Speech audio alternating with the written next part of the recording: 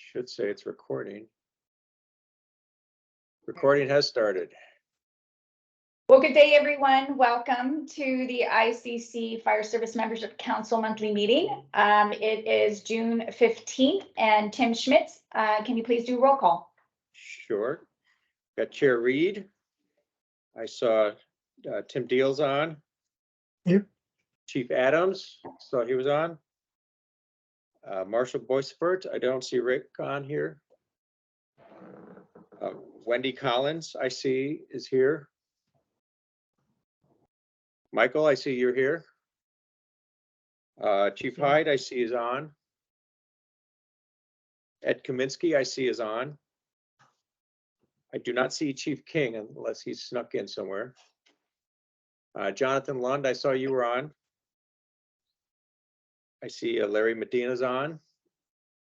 Doug Nelson is on. Kelly Nicolello is on. I do not see Tina on. Nope, I was just seeing who just popped in right now. That was not Tina. I see Sean Toomey is on. And I see Mark Wassom is on. In addition, I have Randy Metz. I see he is on, and myself is on, and Carl is on. So we have a quorum.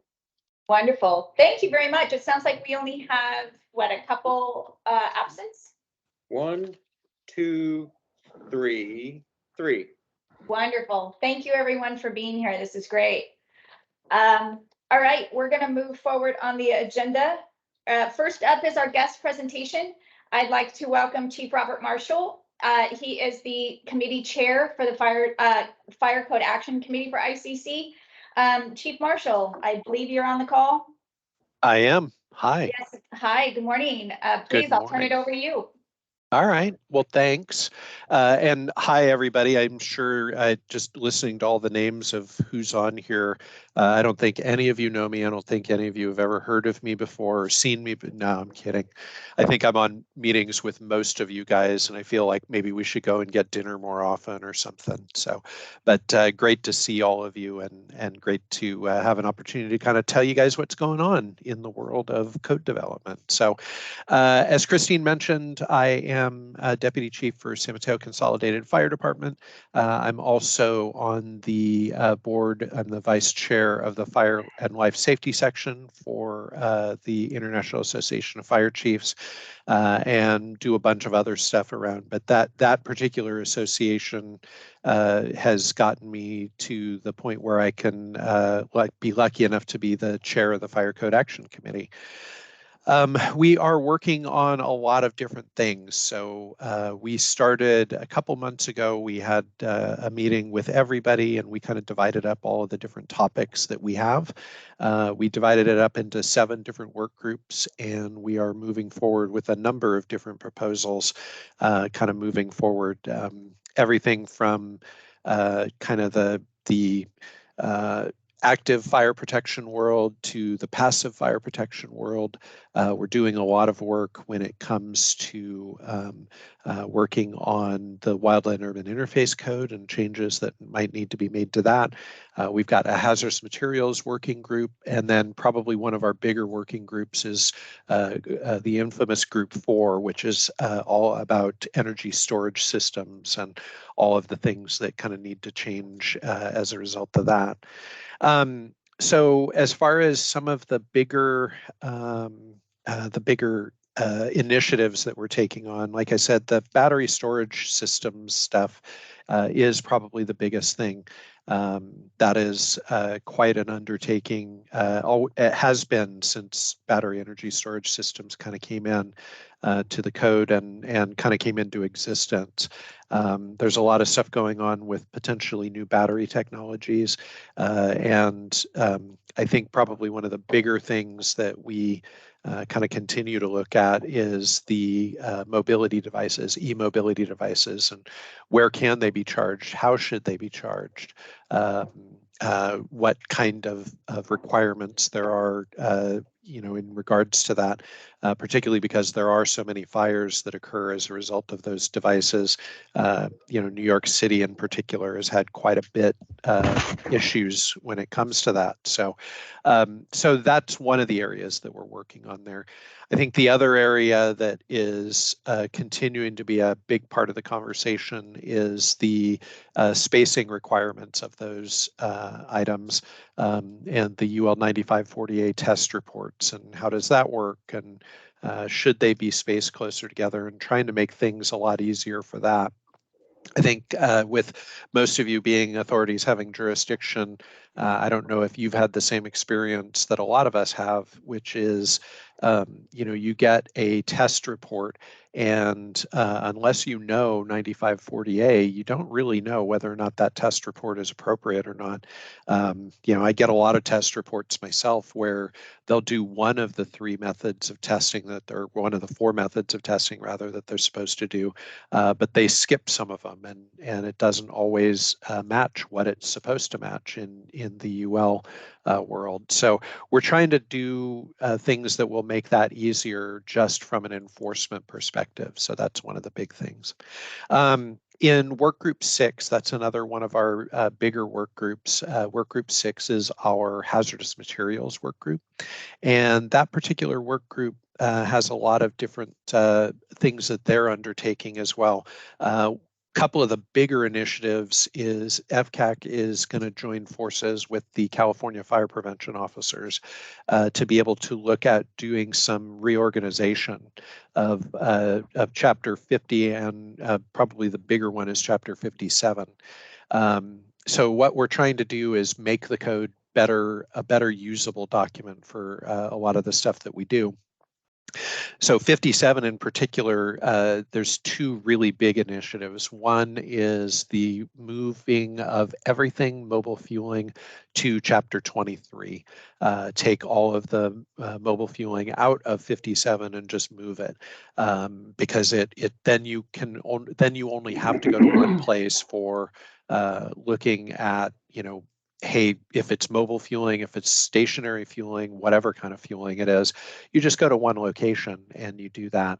The only one that isn't going to move, as I understand it, or isn't going to be proposed to be moved, I should say, as I understand it, is the stuff surrounding transfer from tankers to the shore from a marine perspective. So the marine moving of those kinds of things, because that isn't really mobile fueling, even though it is a mobile device that comes in and moves fuel off of it.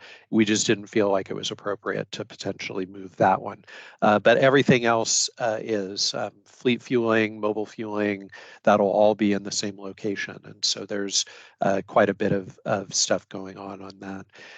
The other thing that's in relation to 57 is just a complete reorg of 57.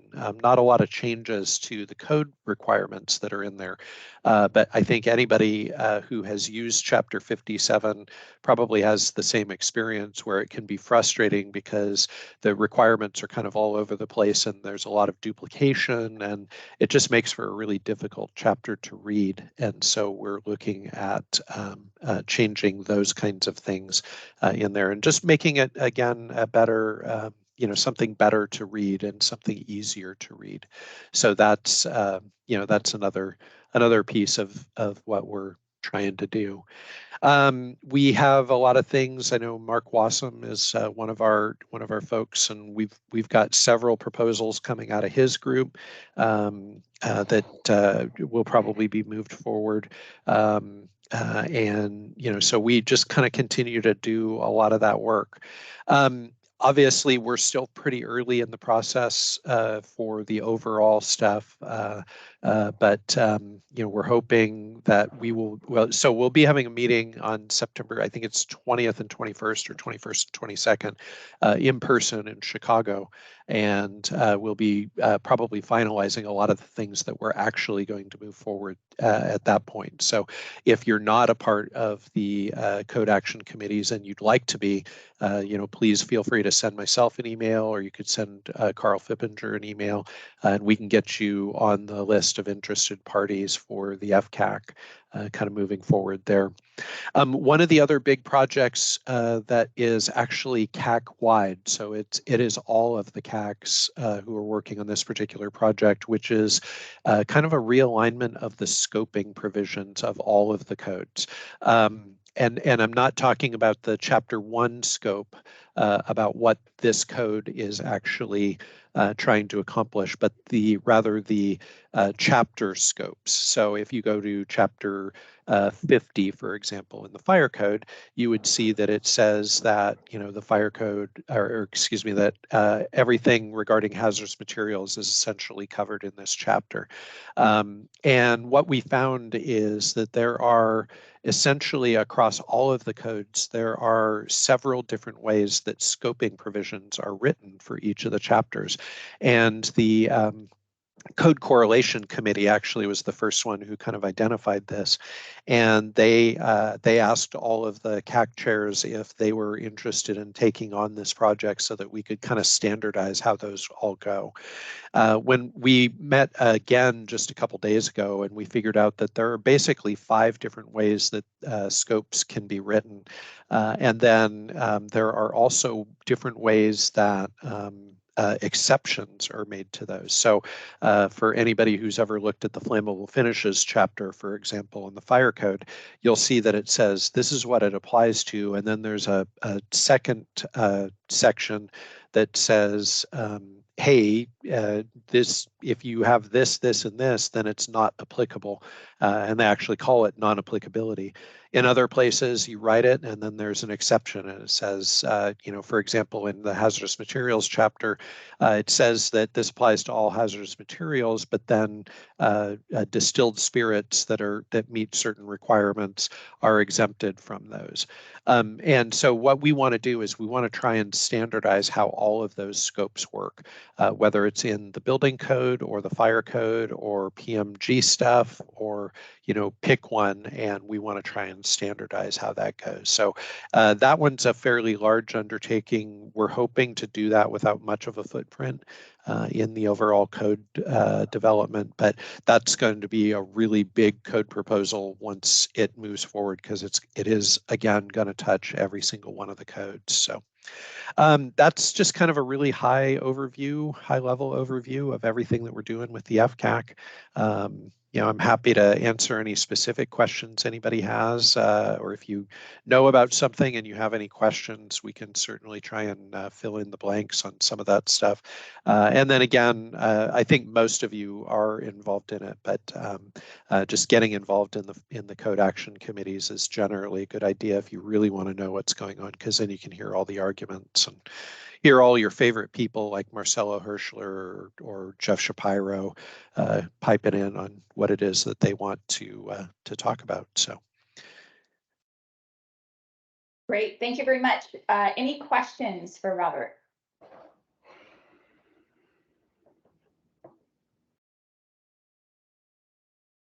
Just raise your hand on your virtual hand. Yes, Doug. Hey, Robert. Thanks for Doug. coming to present to us today. Good to hear from you and see you again. Yeah. Quick question. I know last time we were on the development code committee together, and at that time, CO was a big thing that got brought, but didn't actually, I don't know if that ever got through on public comments on the 2024 edition. Is there much being addressed on that, or did that get addressed in the further portions of the 2024 edition? Yeah, great question, Doug. So it actually did pass, much to, I think, a lot of people's surprise. We had gone back through the Fire Code Action Committee and developed a proposal to try and fix what was brought to us. And honestly, I didn't think it was going to pass. I thought we were going to get a lot of feedback and then we'd bring it back this cycle. As it turns out, it did pass. So that said, though, we figured out that there was still work to be done in that regard. And so there is a committee, in fact, it's work group 2, I believe, believe, is working on that one. And we're trying to fix some of the things that still needed some tweaking. For example, the healthcare facilities, that was one of the big items that everybody was concerned about because it wasn't super clear. And so we did actually kind of get that worked out. And I believe there is a code proposal that is moving forward to fix it for healthcare facilities. The other piece of that is kind of the listing component. You know, detectors, standalone detectors are not listed to be anywhere except for residential. And so there's still a lot of discussion around that particular issue, both in the code world, but you know, as far as the ICC codes are concerned, but also in the UL world, and trying to get the standard to kind of figure out how we want it to work so that it works for everybody and we make everybody safer. But yeah, we did get it passed, which again, I was super surprised at that. Awesome. Thank you. Yeah. Anyone else?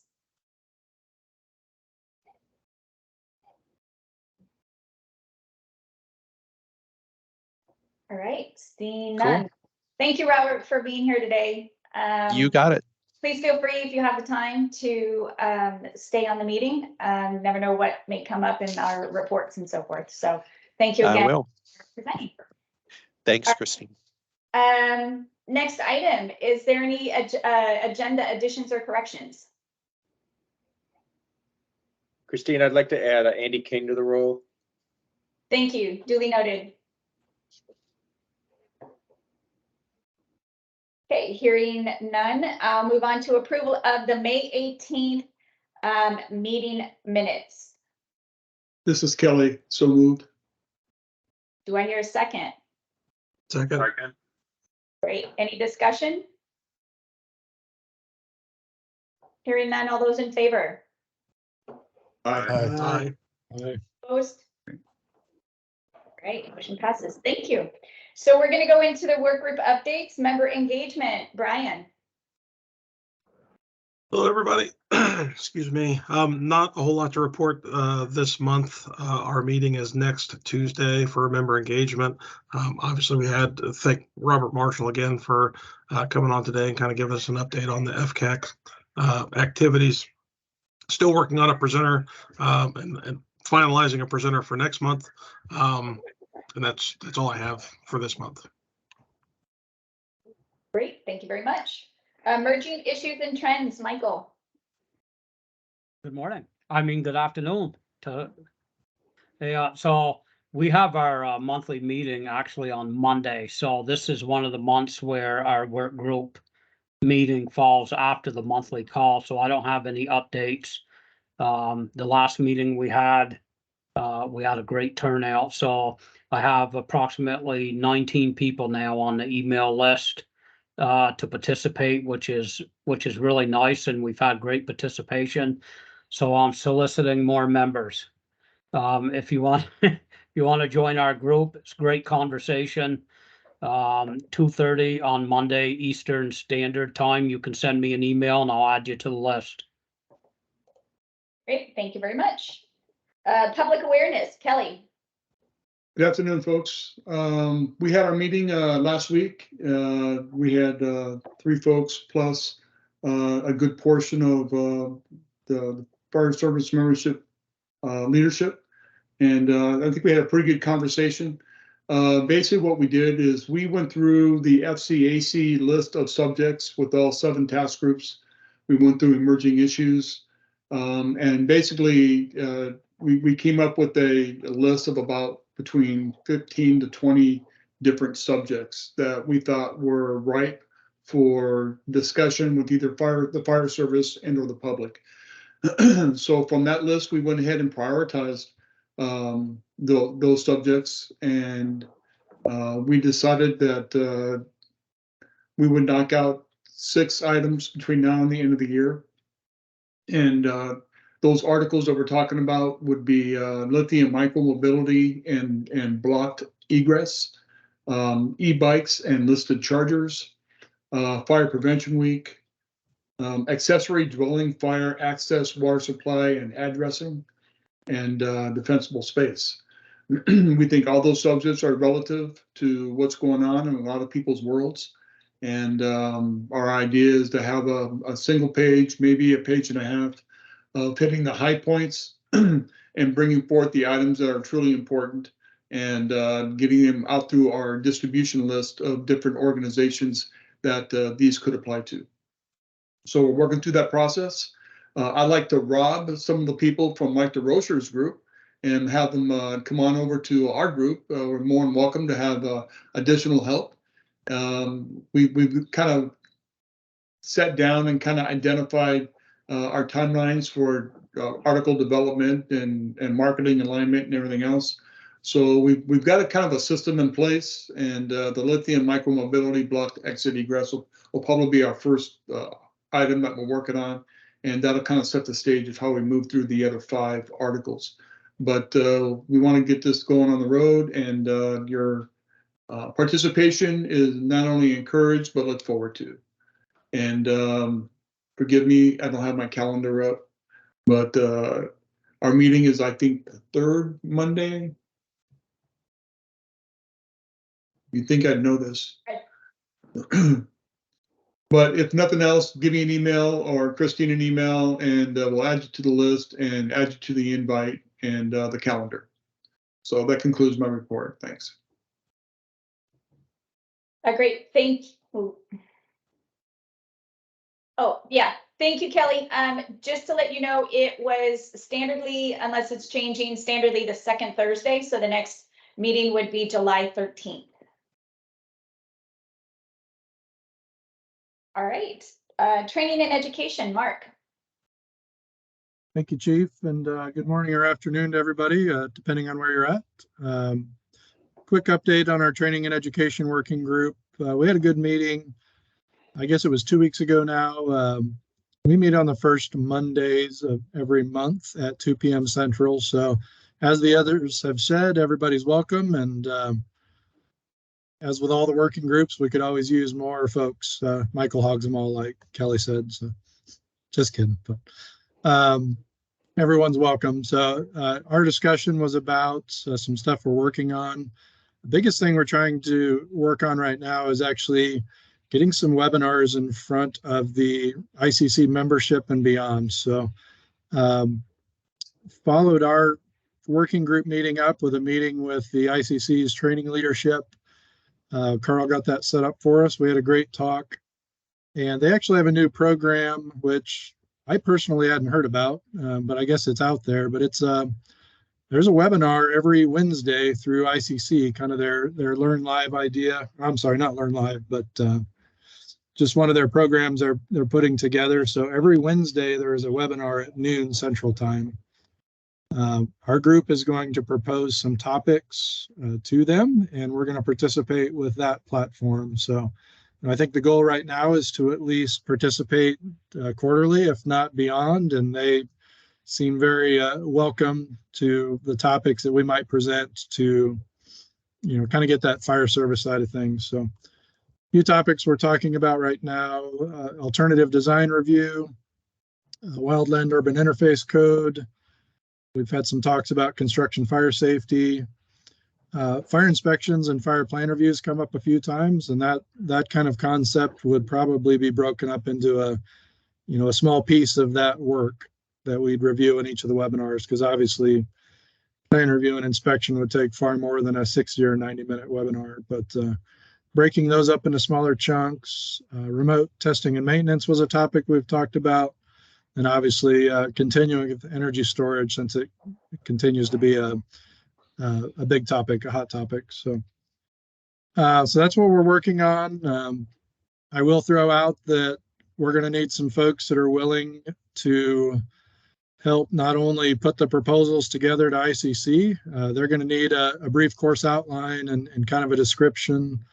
So we've got to develop the courses, get them into the format that the ICC would like to see.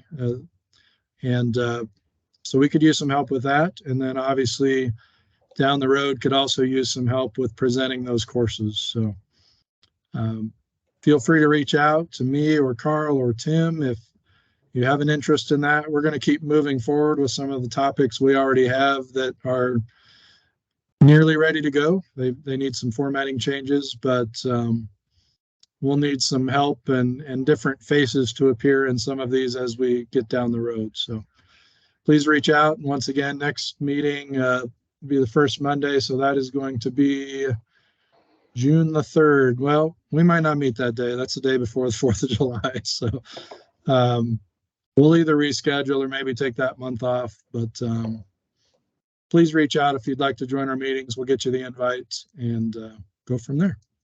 That's all I've got today, Chief. Thank you very much. Does anyone have any questions for any of the work groups? Michael. I was just wondering, a couple months ago, Sean Toomey and I instructed about a 2-hour course on what our work group has done with our emerging issues and trends, and we picked about 7-8 topics, and we presented those topics to building officials. And I'm just wondering, this program was actually pretty nice. It was a small audience, but if there's any platform that, even with modifications to the program, that we could take advantage of, could you let us know? Because otherwise this PowerPoint program is just sitting there not doing anything. So if y'all feel there's something we can do to push this out, even if it's in a different format or something, I'd be willing to help do that. Great, thank you very much. I saw Mark nodding his head, so perhaps both of you can connect. Yeah. And Yeah, I was going to say, I think it'd be great. And I think it'd be a great application for that. We might have to trim it down to come in under the 90-minute mark, from what I hear, 60 to 90 minutes. But I think that'd be a great topic for that platform. wonderful. Matt? Sure. So actually, on Marshal Desrochers' point, one of the things actually has been on my radar recently is we're starting to get a lot of insurance industry folks asking questions about the topic of battery energy storage systems, batteries, lithium-ion batteries, every possible manifestation of that, which is fantastic. We're finally getting the insurers kind of, it's on their radar, and so hopefully we need to this opportunity to kind of loop them in. And so, in fact, it just came up at a conference a week or two ago. They were all kind of saying, well, we really need to understand this emerging issue. So, but I think, frankly, that might be the nose of the camel. Maybe we can get them to show up for the battery energy storage system discussion, and then maybe we can, to your point, Marshal Desrochers, we can kind of say, well, we have you. There's a lot of other topics that really need to be on your radar too. And so I'll kind of reconnect with you later. I was actually going to bring this up to Carl, because obviously with Marshal's presentation and then Chief O'Brien's a couple weeks ago or a month ago, whatever it's been now, there's a lot of really great resources out there and all the stuff coming out of UL. And so I'm trying to figure out how to put something together for the insurance industry, because now that they're starting to clamor for it, I want to try to figure out how to maximize that. Great, very good point. Thank you. Any other questions for the work groups? All right, I neglected to say this a little bit earlier in the meeting, but if you haven't done so already, can you, with the exception of the governing committee members, if you can please put your name and jurisdiction or organization in the chat. That way it helps us with the meeting minutes, and we'll record that. So thank you. All right, next is report from the officers and liaisons. Our first is our governing committee board liaison, Chief Randy Metz. Good morning, afternoon, everybody. Welcome to June, halfway through, and got some items to report on, some pretty much general stuff. Our next board meeting actually will be in July in Ohio. So, hopefully for the July meeting, I'll have a little bit more. Actually, it may be the August meeting, because I think my board meeting comes after our FSMC meeting. So we are putting together the agenda for that.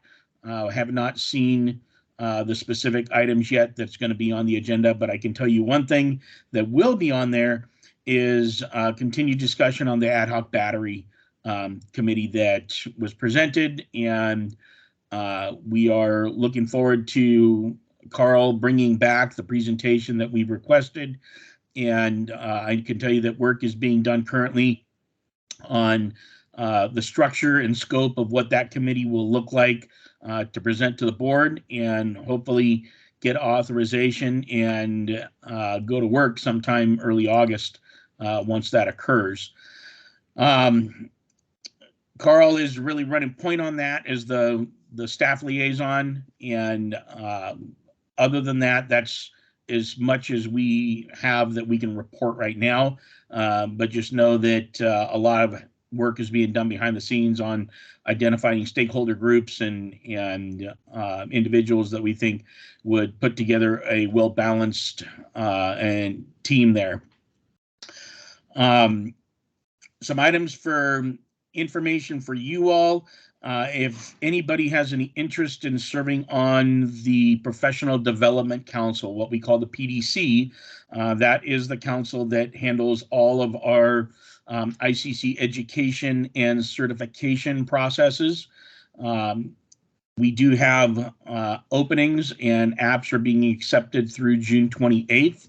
It would be really great to see some fire service participation. So if education and certification is your thing, we'd love to see you apply for that. Back in May, we did have the grand opening of our new Washington, D.C. office. We relocated a few blocks away from our old office into a smaller space, but we were able to host, at the same time as when we did our grand opening, a Building Safety Month reception on the rooftop there in Washington, D.C. We probably had, somewhere between 100 and 150 people there, representing all different entities, federal government, state government, ICC chapters. I was fortunate to be able to be back there because we piggybacked that on top of our attendance at CFSI. I really want to thank all of the members and fire service individuals, governing committee members that attended the CFSI dinner.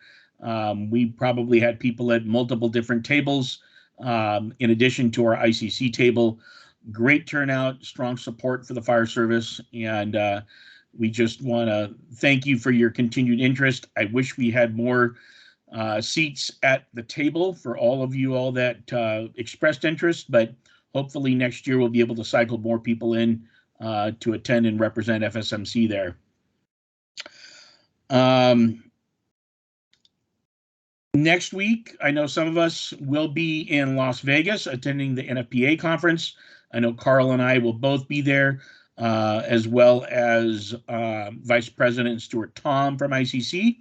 So, if you're planning on being there, look us up and we'll chat. NFPA is has always been a partner with ICC. We have a lot of reference standards there, and frankly, without a lot of the NFPA standards specific to fire protection, we could not do what we do with our fire code. So it's important that we remain just as engaged in their technical committee process to represent the fire service as we do in the development of our own fire code. So want to continue to encourage that. For those of you that may have college-age children, there is some little-known ICC scholarships that are available. You can go to our website for that, but right now, application process is open. There's about 5 different scholarships that are available with application processes. You need to get those applications in by June 30th. This is specifically for college-age children of code officials. So one of those unique scholarship opportunities that a lot of people don't know about. So don't let that pass you by there. And finally, registration is open for our ABM. You should have all received a link already for your complimentary registration there. I highly recommend that you go and reserve your hotel room now. so that you can get into one of our host hotels. I know that a lot of people will be staying at the Marriott St. Louis Grand, which is directly across the street from the convention center. There's also a Holiday Inn around the corner on the other side of the convention center. So you do have options. You don't want to have to hike 2 miles away because you waited too long to get a reservation. But I really hope that we will see all of you there for our in-person FSMC meeting that is scheduled right now to occur on Wednesday. So I know that Carl and Christina will probably be talking more about schedule and what that looks like, but I hope you'll be able to join us for the entire conference there. But seeing that there are no code hearings this year, Wednesday will be the last day of the conference. So we have a pretty much, definite date range on when we'll be doing ICC business there. Not looking towards code hearings on when a specific code you're interested in will be heard. That comes next year. So I'm free to answer any questions you may have regarding ICC board work, but I want to thank you on behalf of the board for everything you're doing, especially on behalf of the fire service.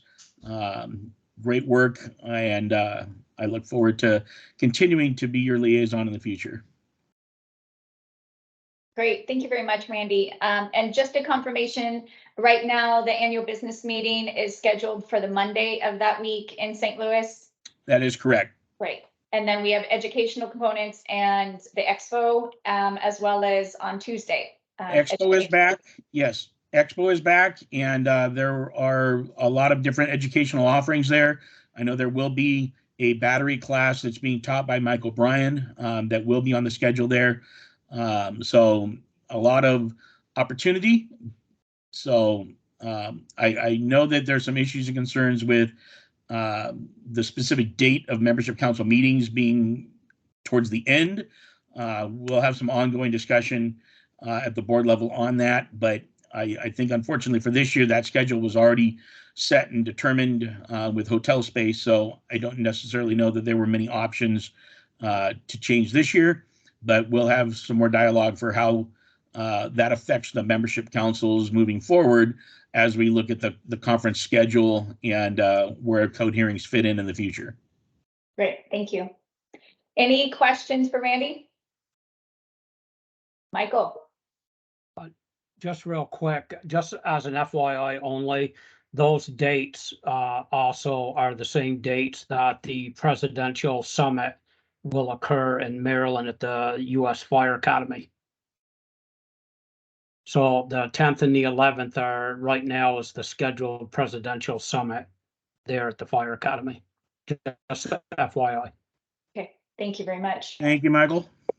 Anyone else? Great.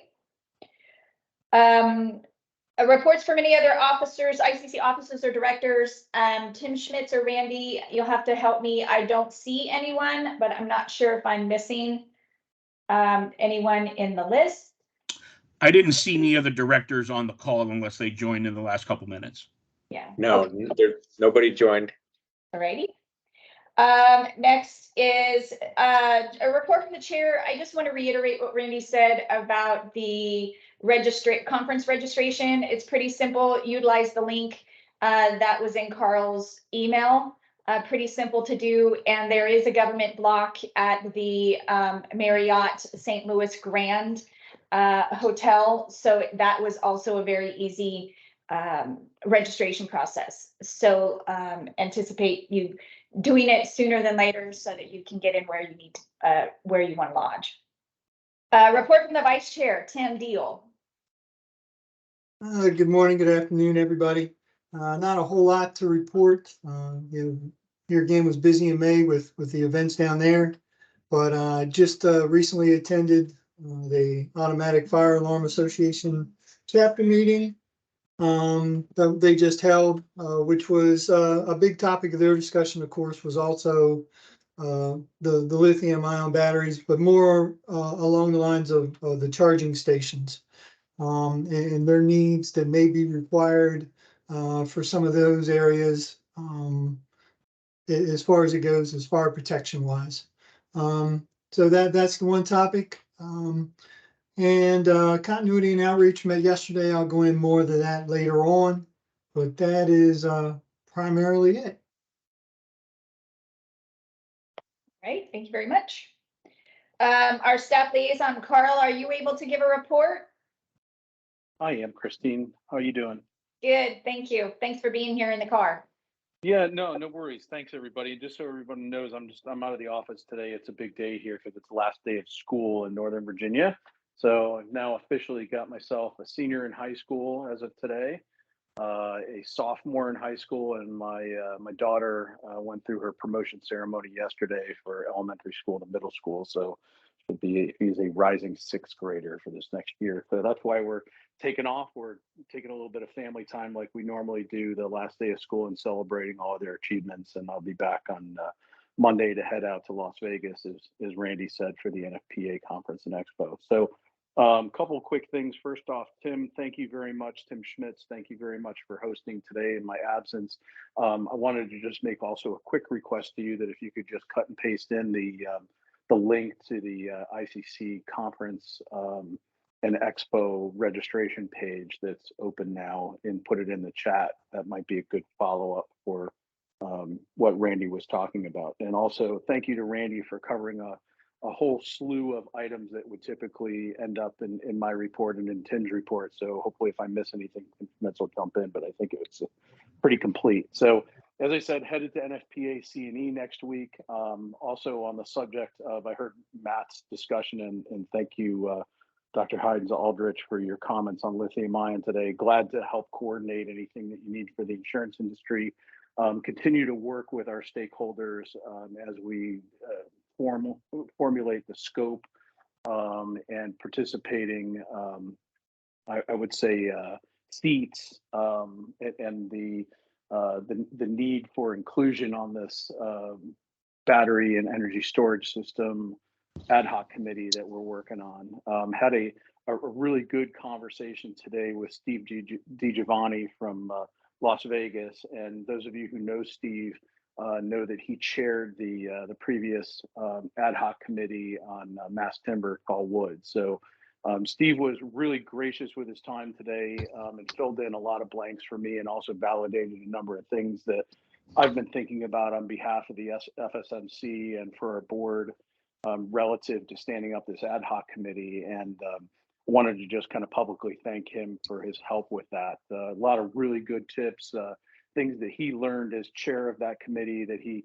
stuff that he kind of wished he might have been able to do earlier on in the process that he was able to kind of communicate to me. And I think that's really going to help with this process. So where we go from here is obviously Randy and others, and I've reported out on report to the board at the Tampa meeting of our board of directors back at the end of April. And the board has asked us to do a couple of things. One, come back with a scope and some thought about how to do this ad hoc committee for their July meeting, as Randy mentioned. And then also we've got Mike O'Brien coming in representing the IAFC. We've got Kevin Selmeyer coming in representing our partners at NASVM. And then our friend Sean DeCrane is going to come in representing the IAFF. To give the board a bit of a deeper dive on the subject, something that maybe I could not take care of in the 20 minutes that was allotted for this initial discussion. So I would really expect them to be driving on some of the points that Matt talked about, Randy talked about, and I'm working on. And as we all know, this is going to be an issue for some time. So we'll continue to work on that. As Christine and Randy said, also there's an email out to the group reference attending the ICC annual conference and expo. For our governing committee members, you received a complimentary registration link from me earlier this week. And I also included a poll in there that if you could take the online survey about who's coming in when, even if you don't have finalized plans yet. We just want to know really if you're coming and how long you're going to be there. And that can certainly be subject to change, but we want to get a sense of how many people are able to attend. And again, we request your attendance in person. So other than that, just kind of wishing everybody a kind of a good early weekend, since that's where I'm headed. And thanks a lot for your time. I'll take any questions or turn it back over to the chair. Thank you, Carl. Any questions for Carl? One other quick shout out, if I could, before you move on. Marshal Toomey, thanks again for your time at the offsite construction, HUD's offsite construction conference that happened this last week in Washington, D.C. We also had Byron Matthews in from Wyoming, another frequent to this group, and really appreciate your help with kind of looking at things from the fire marshal's perspective on things, and glad to have you included in that. So thanks very much. Great. Jeff Shapiro, your hand is up. May or may not be the appropriate time, but since we just spoke a whole bunch about lithium-ion battery issues, are you open to something that relates to that that's come across my radar that's new and concerning? Sure, go ahead. Carl, have you or anybody else on the call seen or heard about Anchor's new Solix home battery, solar, and charging systems, which are designed to be installed on the balconies of multifamily units, where you are essentially putting a solar cell up and a power wall on the outside balcony of a unit to be able to power a unit in a multi-story building in the event of a power failure? Anybody seen or heard of that? Have not. Please send it. Yeah, it just came across my radar. Very concerning that we are looking at putting power walls on the outside balconies of tall buildings, but that's their target market. Jeff, Thanks for that nightmare. Jeff, It's always my pleasure. What is the attention of, where does it power? Does it power a specific unit? I think they're marketing it as being able to be plugged into stuff, so that, you know, you would have appliances or other things that you could power off of this battery system that's installed outside. It's designed to be portable, purchasable, and they are just now starting to market it. I saw this a day ago when it first came across my desk, and they're directly trying to compete with Tesla Powerwall, and they have much smaller scale units that are designed for multifamily application. Thank you for bringing that up. Jeff, yeah, thanks a lot for bringing that up and send it along. I mean, I think we're going to continue to see this proliferation of technology for sure. That's just going to be one, note on a much larger scale. But the other piece of this too that I think the ad hoc committee is going to need to take a look at, kind of right out of the gate, is going to be taking a look at, Powerwall installations, and is this a rated area for an installation? That has yet to be obviously addressed in the codes, and there's so many more of these issues that we haven't even thought about yet. So to the whole group beyond Jeff, please, as you find those, please feel free to send those along to myself and to Randy, and we'll make sure that the ad hoc group gets them. And then when that group gets stood up, we'll make sure that there's a venue for all of the inflow of these kinds of things as they come about. I was going to bring it up to FCAC at their next meeting, but the problem with these units as opposed to a power wall is if they're designed to be portable and they're sold over the internet and it arrives in a package in your lobby and people start deploying these, it's potentially a way more risky situation than barbecuing on the balcony in terms of at least the fire load of these units. So I think it's probably going to have to be looked at a little bit differently, more like the micromobility, and I don't know to what extent we can get a handle on it, but just wanted to put it on everybody's radar that the manufacturers keep coming up with more creative ways to create fire hazards in buildings. Great, thank you very much. Robert Marshall, again, thanks for your help today, but a quick question for you is that Bob Davidson's the right guy to get that to in terms of the energy work group for FPAC, correct? Yeah, I am already composing an email saying, hey, we probably ought to talk about this. So. All right, well, that was more for everyone else's benefit on the call than ours and on the inside, but thank you for confirming. Kelly, your hand is up. Yeah, there's another title to that event too. They're called solar generators. And basically it's a photovoltaic panel that's connected to a lithium battery with outlets available, and they're being sold over the internet. And they do not have, that I'm aware of, there is no listing for these either. So just something to be aware about, and it's probably very closely related to what Jeff is putting out there with the Solex. Great, thank you. All right, we're going to move on to membership council officers and liaisons. The building membership council liaison, Tom Allen, I don't see on the call, but I do see BMC Vice Chair Mark Matheny on the call. Hi, Mark, do you have a report for BMC? Yeah, I was just going to sit back in the shadows and let everything happen today. So Sure. I wouldn't imagine it'd be any other way. Yeah, just and I won't take up much time. Very briefly, since we talked last time, not too many changes. Of course, we've got raise the profile is working on kind of recognition letters that we can get out there. The C&O is coming up next, so I won't get into that. And then, of course, our best practices in innovation. Going through a little bit of structural changes with the direction on that, but looking forward to how that comes about. And once again, I'll probably reiterate this for the next year, or at least until we meet in person, what the advantage of meeting in Tampa was like, and getting everybody together, and whether it was the membership councils or the people who were in training or the not emerging, but the chapter leadership, just to interact with all that different group was just invaluable. So that's all I got from BMC. Thanks so much. Great, thank you, Mark. All right, continuity and outreach subcommittee. Yeah, we had our meeting yesterday. Had a pretty good turnout. Just about everybody from at least one of the councils was on the call. Just a couple items that we're working on for this group. One of which is the charter review project that has been initiated. Basically, this is just going to be kind of reviewing all the council charters, finding out some similarities if there are any, and just kind of an update. Some of the charters haven't been updated for over 10 years.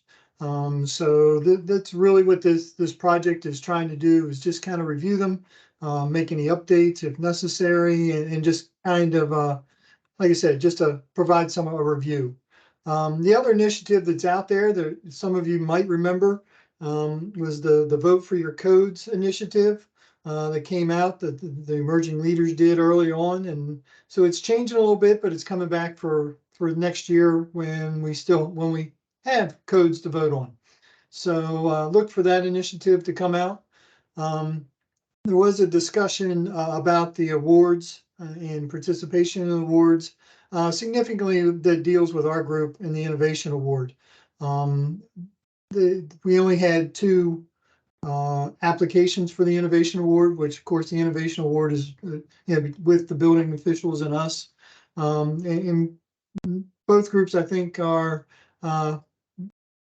hesitant about either one of those groups, and so we really want to look over and change what we're doing.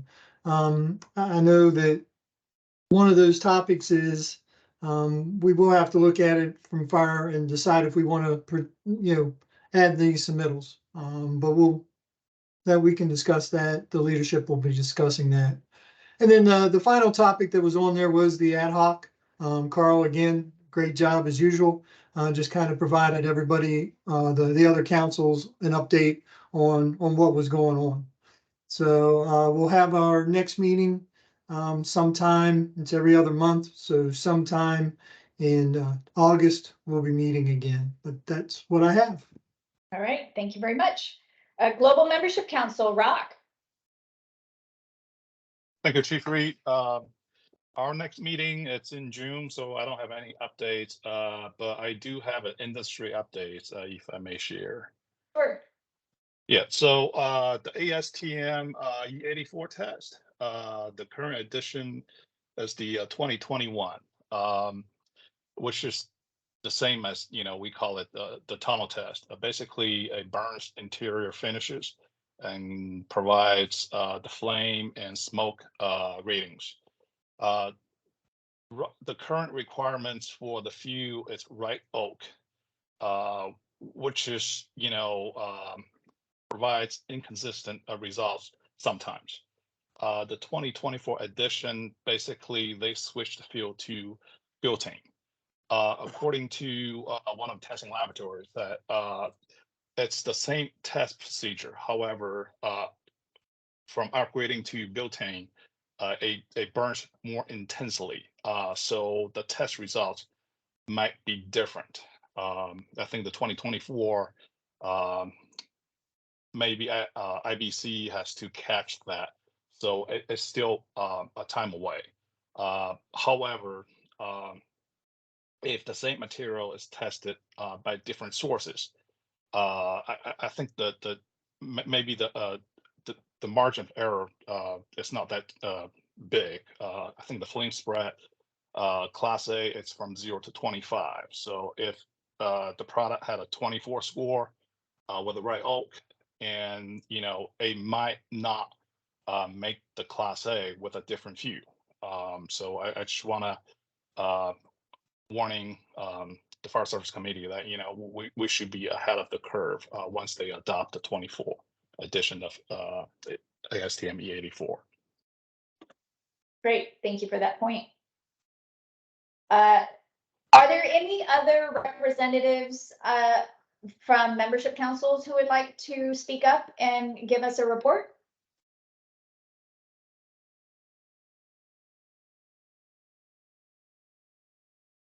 Yes, Joshua. I just wanted to let everyone, Chief Reed, I appreciate all of your help during Building Safety Month and our Sustainability Membership Video Council video series.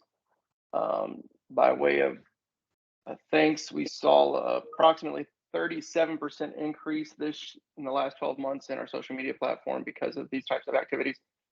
Shared about 33 videos during Building Safety Month.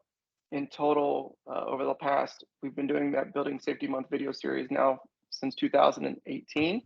You guys have been an active participant each year, and we have now generated over 150 videos. Those are all saved, and I think overall, we did some simple metrics. About 23,000 people saw and viewed those videos. A lot of that is non-code related individuals, which is the benefit, is in some ways our goal to reach the public with the message of building safety. And so we'll also be looking at some other things for next year. But again, I just want to appreciate and thank you for your participation in our Meet the Membership Council's event, and I look forward to the future. Great, thank you very much, and congratulations on a successful Building Safety Month. That's great. Anyone else?